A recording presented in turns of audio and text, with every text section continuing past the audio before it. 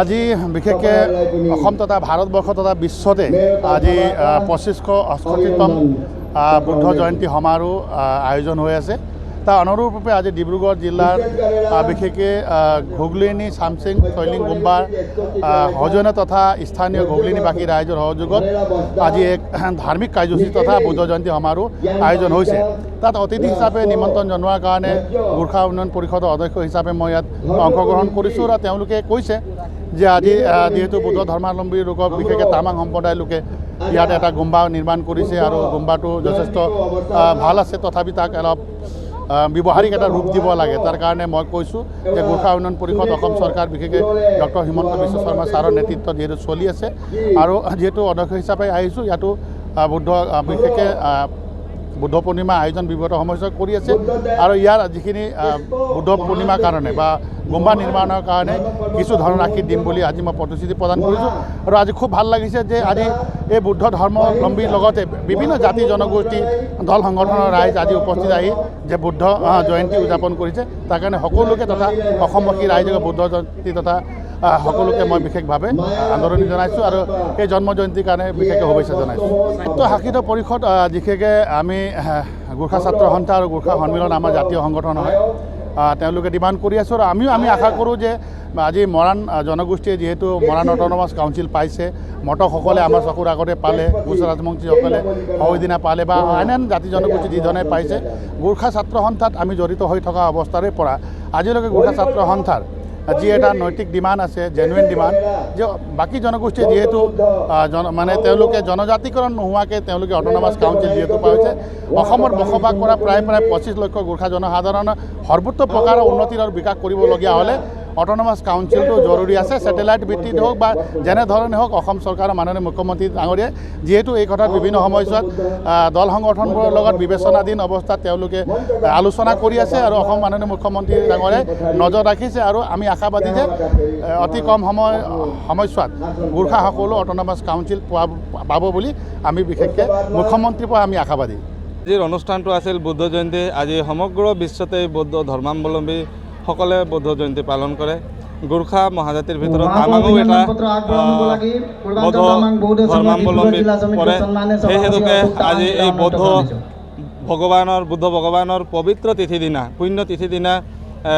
তেখেতক স্মৰণ কৰি তেখেতৰ শ্ৰীচৰণত বন্তি জ্বলাই ধূপ জ্বলাই আজি ভগৱানক স্মৰণ কৰি ভগৱানৰ যি বুদ্ধ ভগৱানৰ যি নীতি আছে সেই নীতিসমূহ জনসমাজত প্ৰসাৰ কৰাৰ নিমিত্তে আজি আমি এটা ইয়াতে মুকলি সভাৰ আয়োজন কৰিছিলোঁ। ইতিমধ্যে মুকলি সভাৰ অতিথিসকল আহি নিজৰ বক্তব্য ৰাখি গৈছেহি। আমাৰ উদ্দেশ্যটো এইটোৱে যে এখন সমাজ ভালদৰে সুস্থভাৱে পৰিচালিত হ'বলৈ হ'লে ধৰ্মৰ নিতান্ত প্ৰয়োজন। ধৰ্মইহে এখন সমাজক সুস্থ আৰু সবল কৰি ৰাখিব পাৰে আৰু মানৱ জাতিক এক শান্তি পৰিৱেশ, মানৱ সমাজত এক শান্তি পৰিৱেশ বিৰাজ কৰিব পাৰে। গতিকে বিজ্ঞানীও আজি বুদ্ধ ভগৱানৰ যি এই বুদ্ধৰ যি ধৰ্ম, বুদ্ধ ধৰ্ম সেই বৌদ্ধ ধৰ্মক স্বীকৃতি প্ৰদান কৰিছে। সেই হেতুকে আমাৰ এই উদযাপন সমিতিৰ তৰফৰ পৰা কেৱল ধৰ্মই নহয়, আমাৰ ইয়াতে এতিয়া সম্বৰ্ধনা অনুষ্ঠানো চলি আছে। আমি প্ৰায় আমাৰ এই ডিব্ৰুগড় জিলাত পৰীক্ষাটিৰে উত্তীৰ্ণ হোৱা আমাৰ ছাত্ৰ ছাত্ৰীসকলক প্ৰেৰণা প্ৰদানৰ বাবে আমি ইয়াত এটা সম্বৰ্ধনা অনুষ্ঠানো ৰাখিছোঁ। ইতিমধ্যে সম্বৰ্ধনা অনুষ্ঠান চলি আছে আৰু এই কাৰ্যসূচীসমূহ যি আমি ৰাখিলোঁ আজি, এই কাৰ্যসূচীসমূহৰ উদ্দেশ্য এটাই যে মানৱ সমাজত শান্তি সম্প্ৰীতি আৰু শিক্ষাৰ জৰিয়তে কেনেকৈ সমাজ তথা অসম মাতৃক আমি আগুৱাই নিব পাৰোঁ, এয়ে আমাৰ প্ৰচেষ্টা। আমাৰ ইয়াতে আমি বিশিষ্ট অতিথি হিচাপে নিমন্ত্ৰণ জনাইছিলোঁ প্ৰেম তামাং ডাঙৰীয়া, তেখেত গোৰ্খা উন্নয়ন পৰিষদৰ অধ্যক্ষ। তেখেত ইয়াত আহি উপস্থিত এক সুন্দৰভাৱে তেখেতে ভাষণ দি গ'ল ছাত্ৰ ছাত্ৰীক উদ্দেশ্যি আৰু গোৰ্খা সমাজক কেনেকৈ বিকশিত কৰিব পাৰি গোৰ্খা উন্নয়ন পৰিষদৰ তৰফৰ পৰা তেখেতে বিভিন্ন কথা ক'লে। তাৰ লগে লগে আমাৰ ইয়াতে আৰু কিছু সময়ৰ পিছত আমাৰ টিংখং সমষ্টিৰ সন্মানীয় বিধায়কো কেবিনেট মন্ত্ৰী বিমল বৰা ডাঙৰীয়া আহি উপস্থিত হ'বহি আৰু আমাৰ ইয়াত ধৰ্মগুৰু লোপেন শাস্ত্ৰী চাংগে যিয়ে বুদ্ধ ধৰ্মৰ বাণীসমূহ সমাজত প্ৰচলিত কৰিবৰ বাবে তেখেতক ইয়াত মতা হৈছে তেখেতৰ অভিভাষণ ইয়াৰ পিছতেই আমি ৰাখিছোঁ গতিকে আমাৰ এই কাৰ্যসূচীসমূহ এইদৰে আমি আমাৰ সমাজত থকা ডাক্তৰ যি আমাৰ প্ৰতিষ্ঠিত আমাৰ ডাক্তৰসকল আছে আৰু আমাৰ শিক্ষক সমাজ আছে শিক্ষক সমাজকো আমি নিমন্ত্ৰণ জনাইছোঁ যাতে এই ছাত্ৰ ছাত্ৰীসকলে ভৱিষ্যতে নিজকে এক মানৱ সম্পদ ৰূপে সমাজত প্ৰতিষ্ঠিত ব্যক্তিৰূপে 2568তম বুদ্ধ জয়ন্তী আমি গগলনী নেপালী চেমথেন চৈৰিং গুম্বাত আমি পালন কৰিবলৈ লৈছোঁ আমাৰ বিশেষ কৰে স্টুডেন্টहरूलाई आज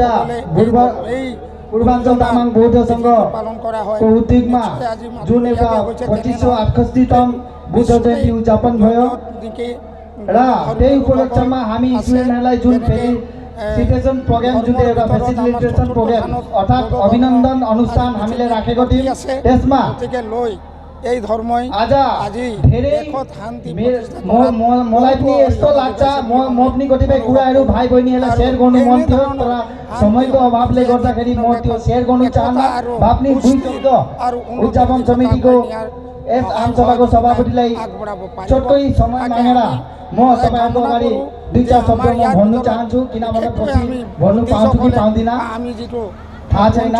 पनि तपाईँको उपस्थिति देखेर अहिले पनि राम्रो लागेछ र म